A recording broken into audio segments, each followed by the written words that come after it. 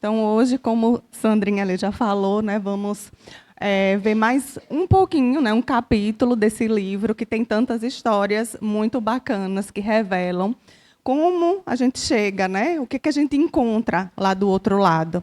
E esse é um tema bem, assim, que está bem em alta, digamos assim, né, por tanta quantidade de pessoas hoje com problemas, né, que nascem com problemas, que a gente descobre problemas, né. Eu mesma me sinto muito à vontade de falar sobre esse tema, porque eu não tenho audição do lado direito. Então, sou uma pessoa deficiente, né? E tenho também um filho autista. Então, lido, né, vivencio e lido com essa situação diariamente. O meu problema de surdez não me incomoda de jeito nenhum. Eu não sei se eu já nasci assim ou se eu fiquei assim depois, porque quando vieram diagnosticar, eu já tinha 18 anos, e aí não se sabe o que causou, e ninguém pode me encontrar segredo desse lado que vai morrer comigo, porque eu não vou escutar o que falou e vai morrer aqui. Então, é isso. Então, a gente vai ver, né, são casos, uma irmã, né, Aparecida, o nome da pessoa que conta essa história, e ela começa falando de uma forma bem especial sobre a morte, né? Então, ela se dá conta que vai morrer. E aí já começa de uma forma interessante, né? Porque a gente vive como se não fosse morrer, né? A gente não gosta nem de falar em tema, não, morrer não, que nada, ainda está muito longe, mas, de repente, chega uma hora que a gente se depara com a morte, né, que a gente percebe. E ela começa a narração dela justamente dizendo isso, que ela percebe que vai morrer, que está próximo da morte. E ela, próximo da morte, ela pensa, né, eu disse, mas eu vou fazer muita falta para o meu esposo, que já é idoso, e para o meu filho, que é deficiente. E aí ela fica preocupada, né, como toda mãe, como ela diz, ela se sente preocupada em deixar o filho. E, nisso, ela não conta para ninguém que vai falecer. E ela começa, o corpo físico dela começa a adoecer. Eu trouxe trechos, né, do livro, e aí, à medida que a gente for vendo, a gente vai comentando. Então, deficientes no além. Ela diz, havia algum tempo pensava na morte, sentia que iria morrer dentro de pouco tempo, que o meu corpo ia falecer e que partiria. Comecei a me preocupar, iria fazer falta tanto ao meu esposo, companheiro, tão idoso quanto eu, quanto ao meu filho deficiente mental. E hoje a gente fala deficiente intelectual, né? Houve algumas mudanças na nomenclatura, até por sugestão da ONU.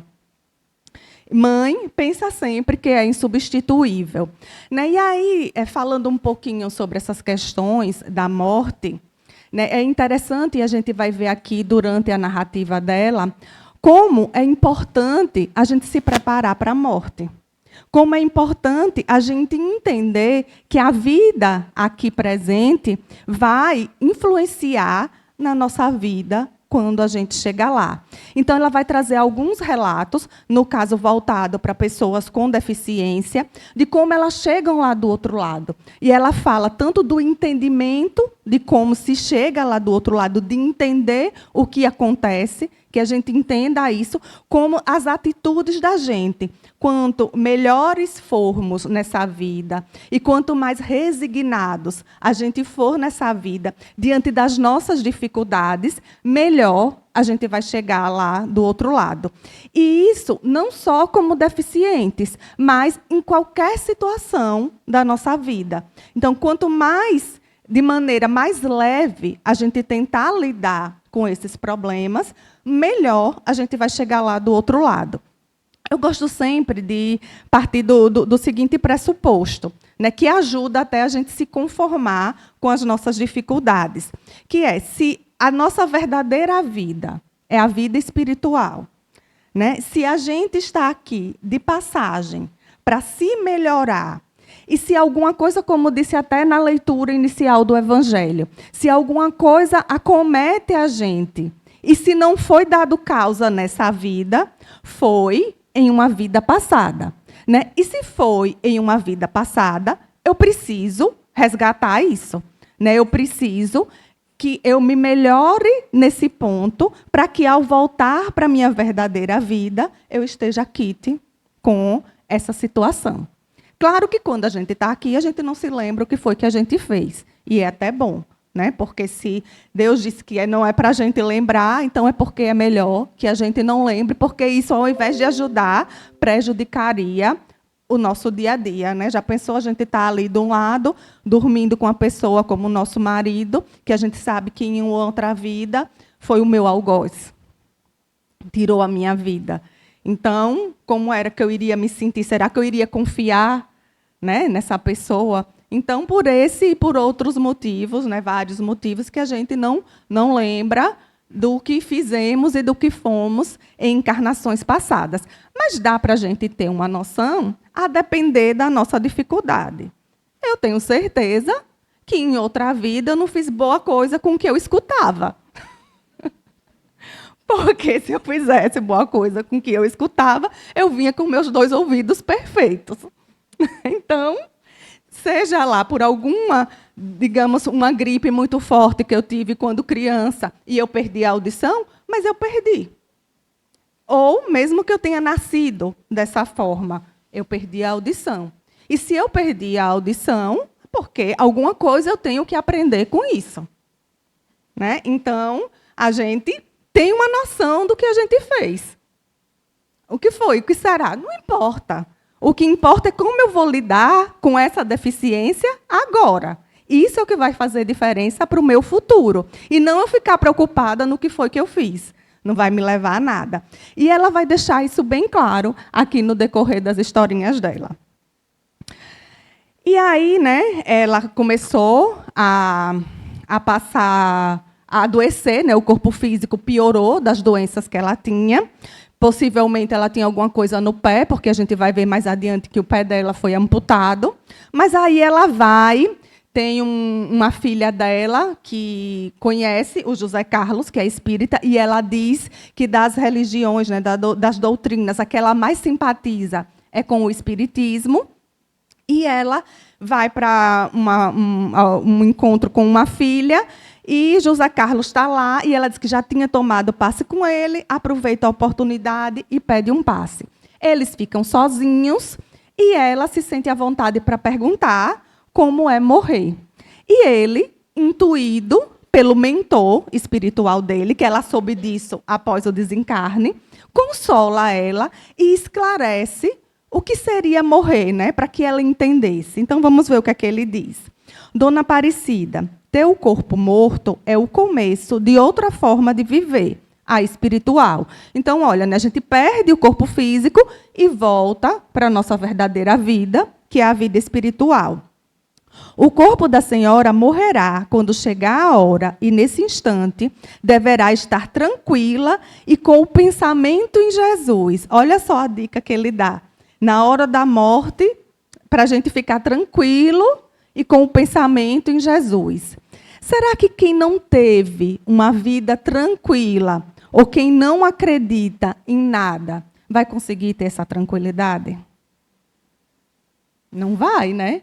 Então, aí a gente começa a ver a importância das nossas atitudes no decorrer da vida. Então, para a gente ter uma morte tranquila, a gente precisa ter o quê? Uma vida tranquila. Mas vida tranquila não significa aquela vida que não tem nenhum problema, não.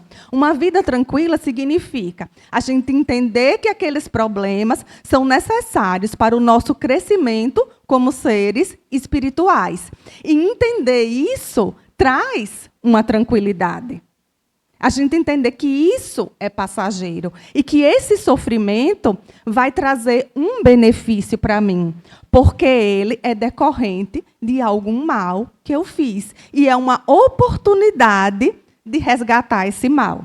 Então, quando a gente está atravessando um problema e pensa dessa forma, esse problema ganha até um peso menor. Porque os problemas têm o peso que a gente dá. Né, vão ser mais, são sofridos, né? Mas podem ser mais ou menos sofridos, a depender de como a gente encara aquele problema. E o José Carlos continua, né? A vida desencarnada começa com uma grande mudança. Partimos só com os nossos conhecimentos e obras. Olha só, outra grande dica dele, a gente não leva nada. O que é que a gente leva daqui? Conhecimentos e obras. O que a gente aprende e o que a gente faz. É isso que a gente leva daqui. Eu acho que era Joel que contava, não lembro se era ele, mas uma história de uma senhorinha que já com 70, 80 anos resolveu fazer medicina. Aí disse que o povo ficava, mas a senhora, já nessa idade, o curso de medicina são 6 anos. Né? Aí vamos dizer que a pessoa tinha 80 anos. Quando terminasse o curso, já estava com 86. Que fosse fazer uma especialização de 1 ano, pronto, 90 anos. E aí? Mas por que a senhora já nessa idade vai fazer? Ela, não, eu já estou aqui aprendendo para quando eu voltar na próxima, já ter esse conhecimento. E aí, olha, já estou meio caminho andado. Né? Então, assim, tudo que a gente aprende, a gente leva, a gente guarda. E tudo que a gente faz também. Se for coisa ruim, a gente vai levar coisa ruim. Se for coisa boa, a gente vai levar coisa boa. Então, é importante que a gente tenha noção disso, né? Que a gente tenha ciência disso. Então, é importante, assim, o ter dinheiro, o ter o conforto, os bens materiais, mas a gente tem que ter essa noção que eles são um empréstimo. E quando a gente tem alguma coisa que é emprestada, a gente sabe que vai ter que prestar contas disso. Né? Então, como que a gente vai prestar contas? Então, é não dar mais valor, né, a essas coisas do que as coisas espirituais. Que, geralmente, quando a gente está aqui na carne, a gente inverte isso. Por não ter a noção de que a gente vai voltar para lá, ou por achar que a morte está muito longe e que ainda vai dar tempo de fazer alguma coisa. Se a gente hoje diz, não, deixa para depois, deixa para amanhã, aí a gente também vem com a história, não, vamos deixar para a próxima encarnação. Mas a próxima encarnação pode ser bem mais pesada que essa, justamente por a gente não ter aproveitado essa. E oportunidades. Né? Muitos espíritos pedem para encarnar. Tem uma historinha, eu não lembro que livro foi que eu li, mas e eu também não lembro direito da história, mas eu lembro que era um espírito que ele tinha pedido para encarnar de uma determinada forma. Eu lembro o final, porque eu tomei um susto quando eu vi. Né? Ele tinha pedido para encarnar de uma determinada forma, e ele veio, quando ele chegou aqui, ele não soube aproveitar essa oportunidade. Né? E aí, ele volta para o plano espiritual. Quando ele volta para o plano espiritual, aí ele disse, poxa, aí o mentor lá dele, o anjo que acompanha ele, foi explicar para ele que ele perdeu aquela oportunidade. Aí ele, não, mas eu quero voltar de novo. Eu preciso voltar de novo para cumprir isso. Aí ele disse, você pode. Mas, na mesma situação que você chegou bem aqui, tem 1000 e não sei quantos na sua frente. Então, você vai precisar esperar todos esses encarnar para depois você encarnar de novo. Então, olha aí a oportunidade perdida. Né? Então, deixa eu continuar aqui. A senhora desencarnada deverá ser levada a um local de socorro. Olha, não é com todo mundo que acontece isso. É levado para um local de socorro quem tem merecimento. Nesse caso, ele fala, né? Não pense que será o céu. Ele diz, não pense que será o céu, mas uma das casas do Pai. Então, Jesus já disse, né? Há muitas moradas na casa de meu Pai. Então, será uma dessas moradas. Essas moradas a gente pode entender como nossa própria consciência, a gente entende como os outros planetas, que todos são habitados, como as cidades do plano espiritual, as zonas umbralinas, as zonas infernais, são as moradas da casa do Pai, que são criadas por nós mesmos. Nesse capítulo, a gente também vai ver a importância do perispírito e dessa força mental na criação. Então, aqui ele fala mais especificamente do perispírito. Para quem está chegando aqui pela primeira vez, só uma explicação rapidinha, né, do que é o perispírito. Nós temos esse corpo físico aqui, palpável, e temos um outro corpo que também é material e que também pode ser palpável, mas que ele faz a ligação, em grosso modo, do corpo físico com o corpo espiritual, que é chamado de perispírito. Então, esse perispírito, ele faz essa ligação e ele é moldado, né, de acordo com o espírito, e a gente vai ver que de acordo com o que a gente faz com o nosso corpo físico também. Né? Então, ele é uma cópia do corpo físico da gente, e vice-versa. E o nosso corpo físico é uma cópia desse corpo perispiritual. A gente vai ver mais um pouquinho, que ela vai falar bastante sobre isso. Então, a mesma energia, o mesmo pensamento que forma esse perispírito, a gente também ajuda a formar essas cidades, né? Esses planos espirituais, é tudo formado de energia. Então, a gente vai, mentaliza, e o nosso lar, que é uma cidade que a gente vê aí nos filmes, né, para manter ali, a psicosfera é mantida por todas aquelas pessoas que moram lá. Muitas vezes é meio complicado a gente entender isso, mas a gente vai ver que nós somos energia, né, o nosso pensamento. Então, ele diz, né, não pense que será o céu, mas uma morada da casa do Pai. Lá se lembrará de todos os seus familiares e amigos da sua casa, sentirá a falta deles, saudade. Porém, desde já, deve entender que não tem retorno. O corpo morre e não deve voltar à casa, ao lar, sem permissão. Então, morreu, a gente sai, e quando a gente tem essa consciência, a gente não deve voltar para a nossa casa sem permissão. Eu não sei se vocês lembram, no filme Nosso Lar, que André Luiz ele não tem permissão de voltar para a casa dele, da família dele, e mesmo assim ele volta. Ele vem sem essa permissão. Quando ele vem, como ele não estava preparado, e aí ele vê que a família dele continuou, que a mulher dele estava com outro homem, ele começa a ficar com raiva. E ele começa a perder aquele equilíbrio dele, né, e começa a atrair, né, outros espíritos que estão numa faixa vibratória mais baixa. E é aí que chega a ajuda, salvo engano, a irmã Narcisa chega e socorre ele. Né? E aí ele volta ao reequilíbrio. E aí, depois, quando ele já está preparado para ir na casa dele, para voltar, para ver todo mundo, aí ele consegue voltar com calma, com tranquilidade, e ainda consegue ajudar o marido da esposa, que estava doente, com, acho que, tuberculose, e ele fluidifica a água, ele toma aquela água fluidificada e amanhece curado. Né? Então, não é aconselhável, porque a gente não sabe o que vai encontrar, então a gente não está preparado.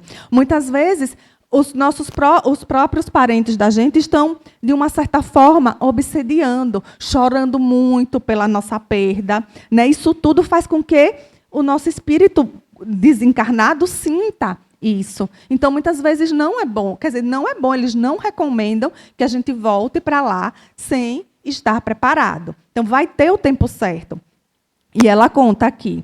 Porém, desde já, deve entender, aceitando tudo fica mais fácil e deverá esforçar-se por acostumar. Então, não se revoltar, porque as obsessões não significa que sempre são espíritos ruins, mas, às vezes, aquele pensamento fixo em alguém acaba prejudicando. Então, se a gente não se acostuma, né, volta para lá, para aquele local, ou começa a pensar demais no filho, acaba prejudicando aquele que está encarnado. Porque a obsessão ela pode ser de desencarnado para encarnado, de encarnado para desencarnado, até a auto-obsessão. Então, olha como, né, o pensamento atinge o outro. Recordo a senhora que ninguém é órfão do amor de Deus. Seu filho, antes de ser da senhora, é filho de Deus. Por que não confia ao Pai? Sua deficiência deve ter uma causa justa. Não se prenda a ele, não é bom para ninguém. E se ele passar pela orfandade de mãe, deverá ser outro aprendizado de que necessita. Outras pessoas o amarão e cuidarão dele por seu amor. Então, olha só, né? Ele já começa a dizer que a deficiência dele tem uma causa justa. Na leitura do Evangelho, a gente viu que se a causa não é dessa vida, foi em outra vida. E daqui a pouco ela vai explicar o que foi que aconteceu para ele vir deficiente nessa encarnação. E ele disse, não se preocupe com seu filho, não. Né? Porque ele, antes de ser seu filho, é filho de Deus. E se ele está passando por isso, alguém vai cuidar dele. Se ele vai passar pela prova da orfandade, é porque ele precisa passar por isso também. Então, por mais que a gente sofra com determinadas situações, a gente vai ver que quando a gente volta para lá, aquela situação foi necessária. E muitas vezes a gente pediu para passar por ela. Né? Tem o caso de um menino, acho que é o Hélio, né? Acho que era Hélio o nome dele, que foi arrastado num carro lá no Rio de Janeiro. Né? Então, se prendeu, o cinto soltou, né? Ele ficou preso no cinto e foi arrastado. Depois, houve uma psicografia, né? E disse que ele que pediu para sofrer essa prova. Porque ele, na época do Império Romano, ele arrastava as vítimas naquelas carruagens. Né? Então, ele pediu para morrer dessa forma. Então, a gente aqui não entende. Né? Acha que barbaridade realmente é uma barbaridade. Né? Mas a gente deve entender que todos nós somos filhos de Deus. E que se a gente acredita que Deus é justo, Ele não iria permitir que fosse praticada nenhuma injustiça que a gente não mereça. Então, é difícil, muitas vezes, tem temas que são bem sensíveis, da gente imaginar determinadas atrocidades e a gente dizer, poxa, como é que Deus permite isso? Né? Quando a gente vê casos de violência com criança, de violências sexuais, dessas guerras, de atrocidades, como agora, essa guerra religiosa que a gente está vendo aí, e que houve muitas mulheres que foram estupradas, muitas pessoas, crianças mortas, e aí a gente fica sem entender. Né? Mas, se a gente for pesquisar, tivesse a oportunidade de ver o retrospecto das encarnações passadas dessas pessoas, nós não somos vítimas. É duro, mas nós não somos vítimas. Né? Nós somos algozes de nós mesmos. E a gente, se não pediu para passar por essa prova, nos foi imposta essa prova, por mais difícil que ela seja, mas objetivando um resgate. Objetivando um resgate. Então, quando a gente analisa por esse ângulo, não é que essa situação passe a ser mais aceitável. Não é aceitável, mas passa a ser compreensível pela ótica espiritual e por acreditar que temos um Deus justo. Então, se a gente acredita que Deus é justo, que Deus é bom, a gente vai entender que quando se passa por essa situação, tem um motivo. E que esses algozes, por sua vez, também vão ter as situações dele. Está lá dentro da lei divina. Então, ninguém foge ao que você faz de bom ou de ruim. Ninguém foge, mas cedo ou mais tarde essa conta chega. Aí, assim, a gente pensa, uma pessoa que provocou uma guerra, ou que provocou a morte dessas pessoas todas, ou que praticou esses atos de atrocidade. Aí, daqui a 1000 anos, porque muitas vezes esses espíritos endurecidos demoram a entender o que fizeram, a se arrepender e querer reparar, eles demoram. E aí, mas daqui a 1000 anos, eles passam por uma situação também atroz, né? Eles são vítimas agora de uma atrocidade.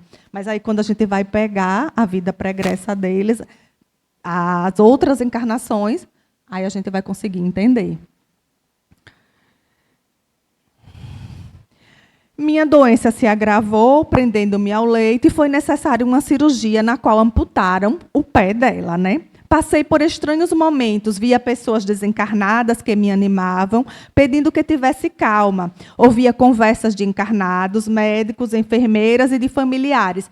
Quando a gente está, as pessoas que ficam em coma, né, que ficam ali já debilitadas, a gente recebe visitas. Muitas vezes a mediunidade, ela aflora nessas situações e a gente já começa a ver parentes nossos que já vêm receber a gente. Então fica naquela, né, horas a gente vê o mundo que a gente vai, horas a gente vê o mundo que a gente ainda está. Tem um livro, Voltei, do irmão X, que ele conta esse desencarne. Ele dizia que ele via os dois corpos dele, o corpo espiritual e o corpo físico. Então, estava lá a cópia.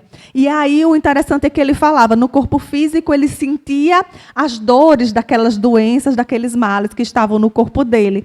E o corpo espiritual, não. Ele já não sentia mais nada. E aqui ela vai dizer também em relação ao pé dela. Aí ela diz, meu cérebro não reagia ao meu comando. Sabia que cortaram o meu pé. E se sarasse, não iria mais andar. Como também se melhorasse, certamente iriam ter de cortar o outro. Orei com fé, pedi a proteção ao meu filho, à família, e se fosse possível, que desencarnasse. Olha só que lucidez dela, né? A sensatez dela ali naquele momento. Então, o conhecimento, a calma, a consciência tranquila fez com que ela orasse a Deus, pedisse pelo filho e pedisse que, se possível, desencarnasse. Então, tem um texto também que o nome é Treino para a Morte, né, que ele começa a dizer várias coisas que a gente deve fazer em vida para ter uma morte tranquila, né? Deixar tudo resolvido, questão de herança, qualquer pendência que tiver, resolva enquanto pode, para que a gente possa ter uma morte tranquila. Então, até esse desencarne, a gente deve pensar nisso. É uma coisa que a gente deve pensar, não deve dizer, não, está longe, deixa para lá, não vai acontecer. Que a gente não... É a única certeza que a gente tem, é que vai morrer. Né? E a gente negligencia tanto ela. Quando despertei, e aí ela morre. Quando despertei, realmente senti-me bem feliz. Sentei-me no leito e observei o local em que estava. Era uma enfermaria. Então me lembrei com precisão dos ensinamentos do senhor José Carlos. Por momento parei de sorrir. Logo depois voltei a fazê-lo. Então ela percebeu que o corpo dela morreu, né? Logo depois, uma enfermeira bondosamente esclareceu minhas dúvidas. Havia realmente desencarnado. E meu pé, quis saber, viu, mexi com ele. Parece-me bem. Não o cortaram? Aí o que a enfermeira diz? Cortaram o pé do seu corpo de carne. Né? E aí a gente começa a ver que tem o corpo de carne, como eu já falei, e o corpo perispiritual. É com esse corpo perispiritual que a gente se mostra no mundo espiritual. E esse corpo perispiritual, ele pode também ficar deficiente. A gente vai ver aqui. Mas, quando a gente entende que o que cortou foi o pé da carne, o perispírito está perfeito. E como é que a gente faz isso? Pelo pensamento. Porque, do outro lado, é o pensamento que comanda tudo. E a enfermeira diz isso. A senhora não deve pensar que não o tem. Porque se ela pensar que não tem o pé vai sumir. É por isso que os espíritos, quando aparecem para a gente, muitas vezes eles aparecem, para quem tem mediunidade, com algum objeto que utilizava para que a gente reconheça. Muitas vezes a gente sonha com alguém de nossa família que já faleceu e a gente diz, poxa, mas ela estava tão bonita. Ou ele estava tão bonito, estava tão jovem. É a imagem que ele aparenta. Ele quis essa imagem. E ele utiliza uma imagem que a gente reconheça, mas se ele está bem, ele vai aparecer com a imagem boa. Então, a gente tem essa certeza que ele está lá do outro lado e que está bem. Né? Então, se fosse o contrário, se tivesse em um ambiente umbralino, poderia a gente ver que ele estava sujo, estava maltrapilho, né? E a gente vai, porque aquela imagem ele não vai ter condições de mudar o perispírito dele, porque o perispírito também vai vivenciar os sentimentos da gente, o pensamento da gente. Então, se a gente consegue controlar isso, o nosso perispírito vai aparecer da forma melhor possível que a gente quer. Então, ela disse, não pense, senão o pé vai sumir. Seu perispírito é perfeito, não tem nenhum problema. E continuará sendo, se assim o quiser ou pensar. Está vendo? Quero ter meu pé e andar. Aí ela pensou logo, né? Quero ter meu pé e quero andar. Falei com convicção.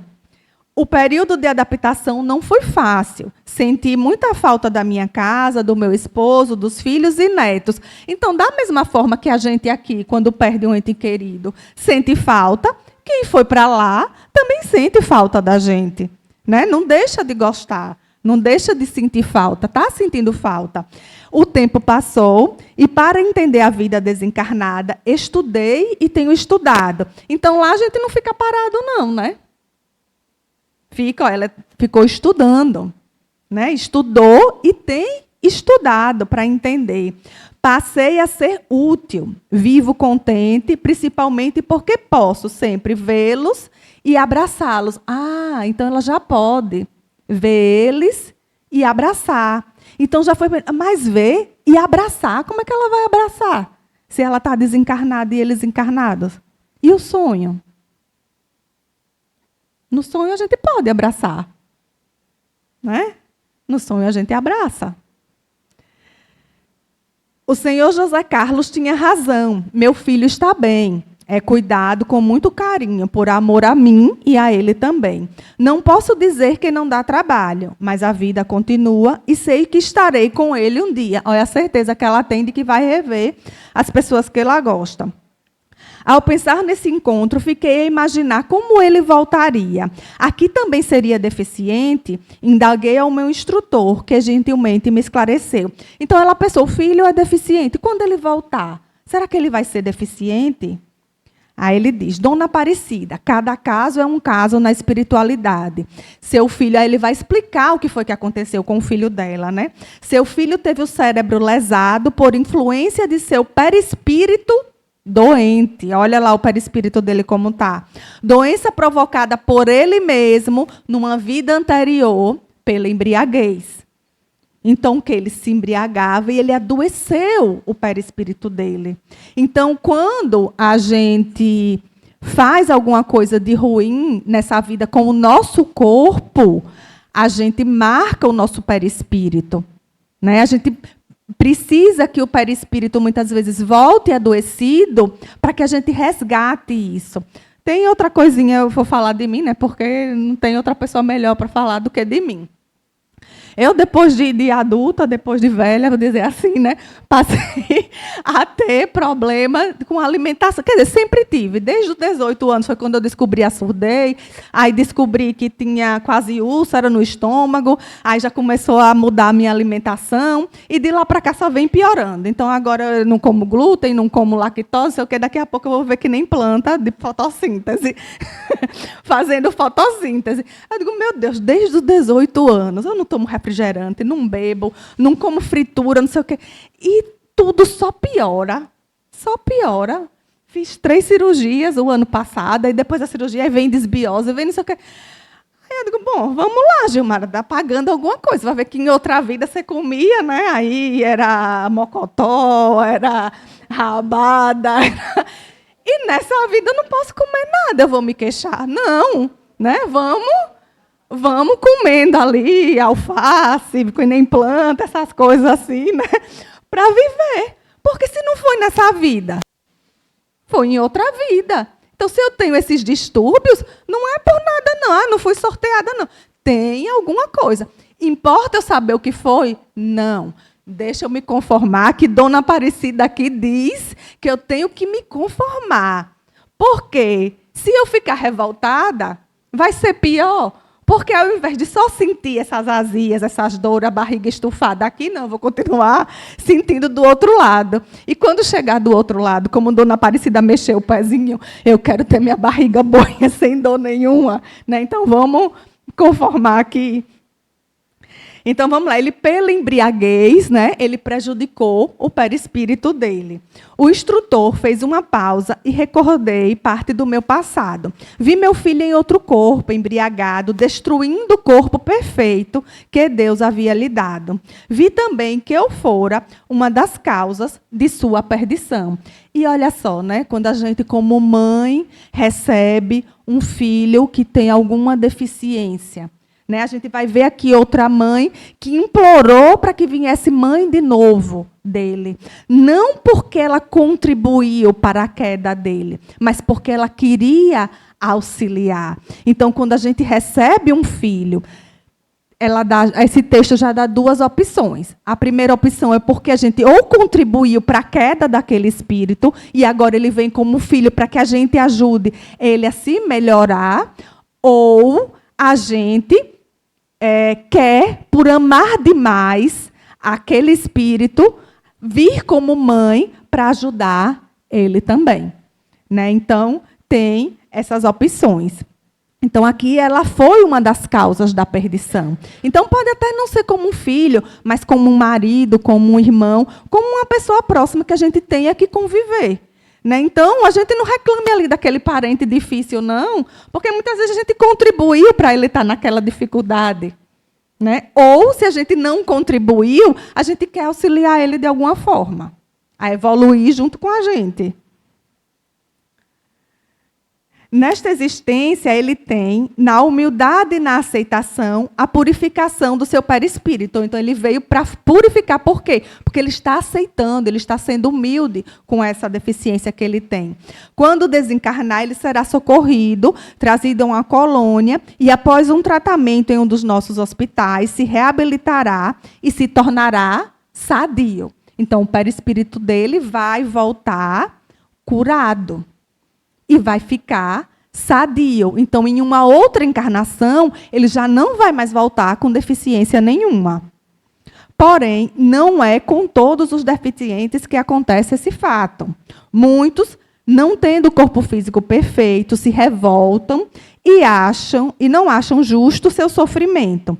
Alguns desencarnam com o perispírito tão doente quanto o corpo e poderão reencarnar ainda mais deficientes, embora com deficiências mais suaves. Então, olha, se a gente reclama, a gente volta para lá e continua deficiente e pode ainda reencarnar mais deficiente. Olha como uma coisa vai atraindo a outra. Então, se a gente se revolta com isso, e tem gente que se revolta, né? Então, acaba prejudicando. Então, é a mesma coisa que eu não escuto. Mas, poxa, todo mundo escuta e eu não escuto. Mas que Deus é esse que permitiu que eu viesse sem essa audição? Eu nem sei como é escutar com os dois. Eu vou reclamar de quê? Eu não me lembro de escutar com os dois, então, para mim, não faz diferença nenhuma. Faz diferença no meu dia. Se alguém vier falar desse lado, eu não escuto, eu não atendo o telefone desse lado, porque não adianta. Se eu botar o telefone aqui, eu não vou escutar. Né? Mas, para mim, as pessoas também nem percebem, às vezes percebem quando vem falar desse lado. Ou já tive problema da pessoa falar aqui, eu não escutar, e a pessoa achar que eu estou ignorando. Que eu não estou ouvindo. Aí eu tenho que explicar, não, me chame do outro lado, ou toque em mim, porque eu não escuto. E não tenho nenhum problema em dizer que não escuto.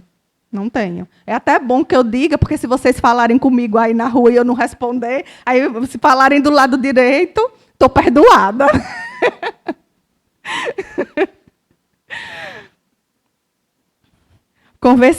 Aí ela continua, conversei e converso com pessoas que, quando encarnadas, foram deficientes ou tiveram partes do corpo físico extirpadas para saber o que sentiram e como voltaram ao plano espiritual. Então, agora ela vai contar casos, né? Os que sofrem com resignação, olha só, têm no corpo doente a cura do espírito. Pessoas boas, independentemente da religião, pessoas que têm a consciência tranquila do dever cumprido, têm o socorro ao desencarnar. E deficiência não é motivo para socorro.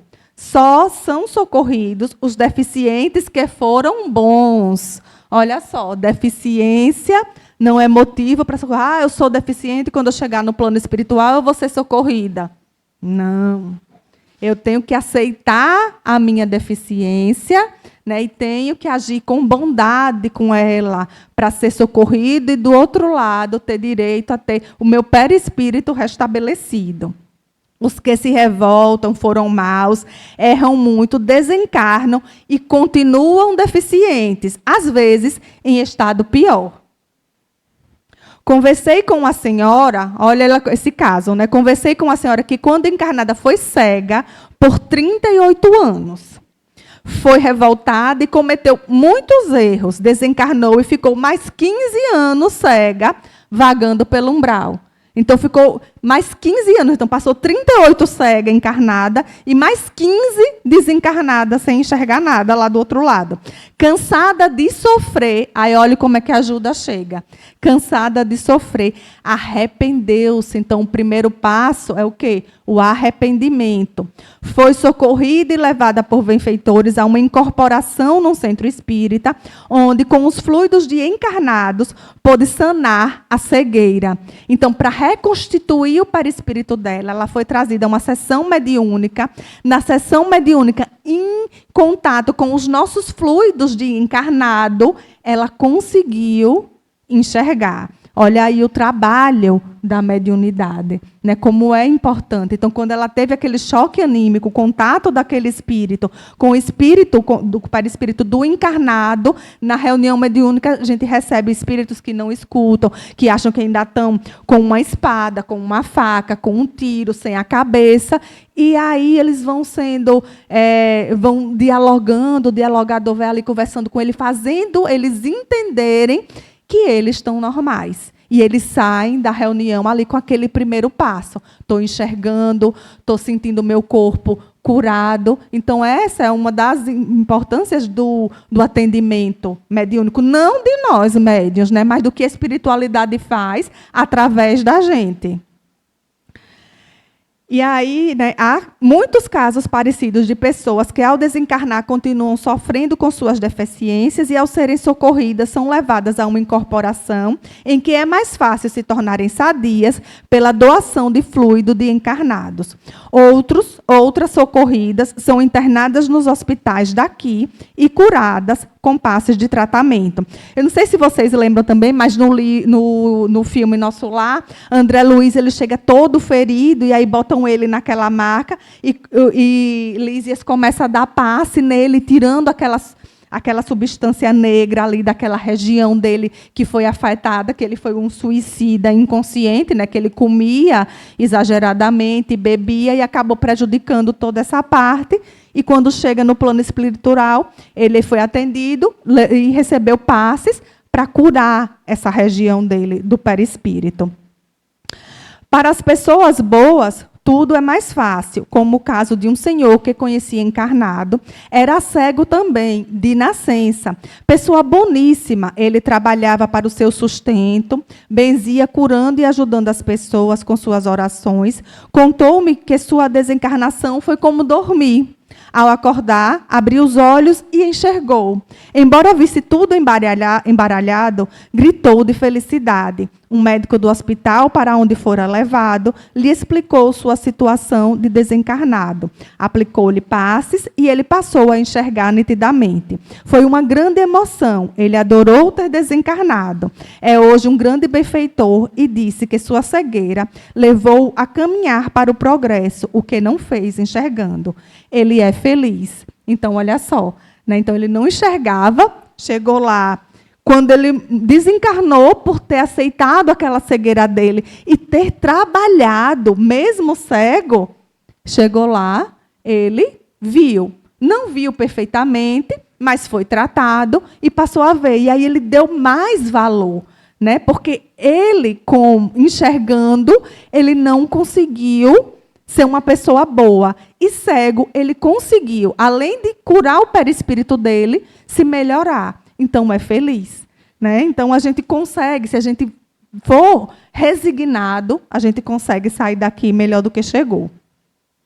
Conversei com um rapaz que foi encarnado paralítico, com dificuldade, mas movia somente a cabeça e as mãos. Encarnou assim e desencarnou na adolescência. Falando de sua vida, contou-me que destruiu na outra existência seu corpo perfeito num suicídio consciente, pulando de um penhasco. O remorso impediu de reconstituir o perispírito.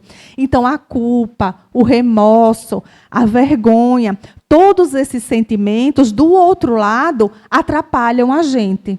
Então, quando a gente se sente culpado, seja lá do outro lado ou encarnados, se encarnados, a gente pode atrair espíritos que estejam nessa mesma situação e acaba por prejudicar a gente. A gente abre a porta para obsessores. A culpa faz isso. E, do outro lado, ela impede que a gente restaure o nosso perispírito e prossiga. Então, ele tinha, né, essa culpa. Né? O remorso o impediu de reconstituir o perispírito. Sua mãe, nesta encarnação, o fora também na outra, é o caso da mãe. Excelente mãe em ambas as encarnações. Ao saber que ele ia encarnar deficiente, pediu, implorou para que fosse sua mãe novamente.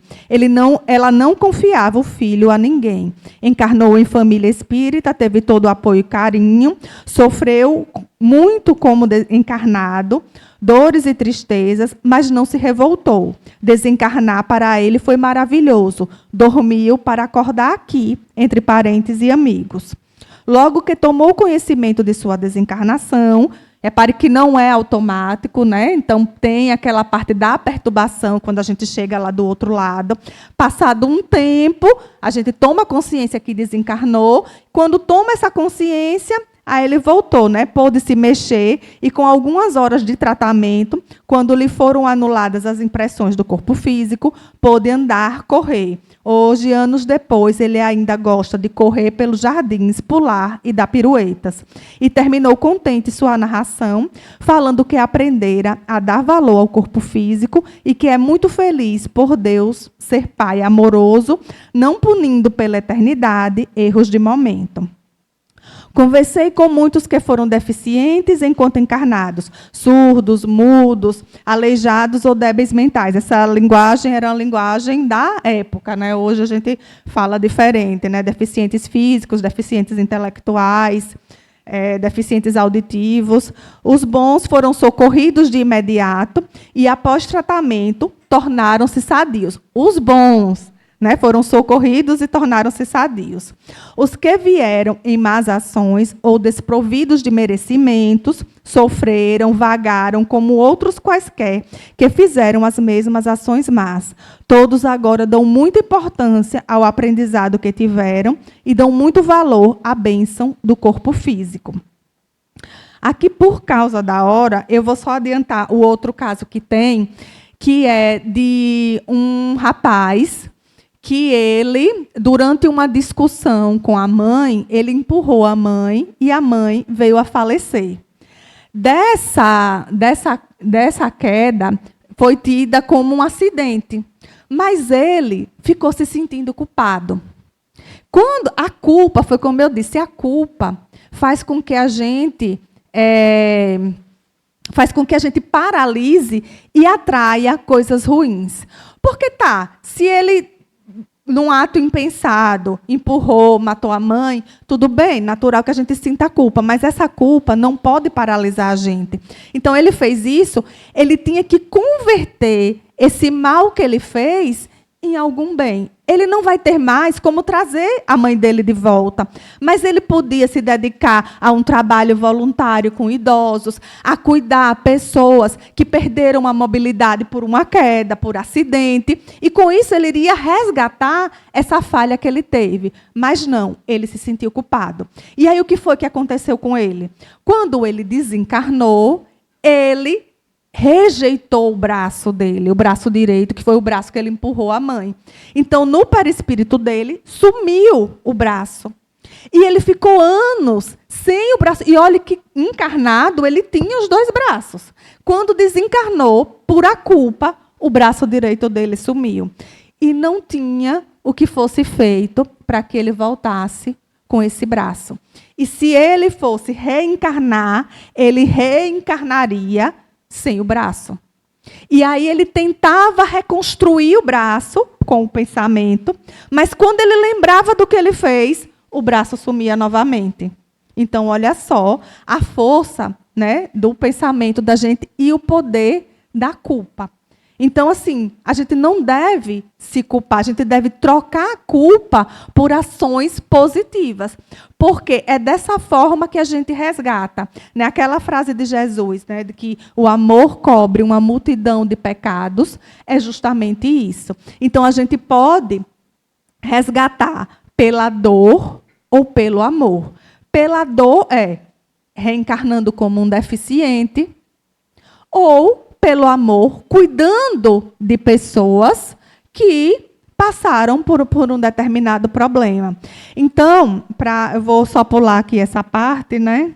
Só para ir para o final, que é esse. Ele mesmo fazendo o tratamento psicológico, ele não conseguia. E aí, como este, são muitos os casos que sabemos por aqui. Quantos que enxergavam enquanto encarnados ficam cegos quando desencarnados, pelo remorso de ter prejudicado a outros ou por terem usado sua visão para o mal. E assim, são muitos que escutavam e tornaram-se surdos, falavam e emudeceram, inteligentes que passaram a débeis mentais. Quem não dá valor ao corpo perfeito pode ter no imperfeito uma profunda lição. E quem aprende torna-se são. Quem negligencia e erra mais de novas lições se faz merecedor. Com todos os que conversei, há uma explicação justa para a sua deficiência. E os deficientes resignados, boas surpresas terão ao desencarnar. Porém, os que acham que suas deficiências lhe darão crédito, decepcionam-se. Porque não é o Pai amoroso que nos faz imperfeitos, doentes. Nós, pelos nossos erros, causamos as deficiências. E pelo sofrimento, pela aceitação, pela compreensão, que nos curaremos novamente e nos tornaremos sadios.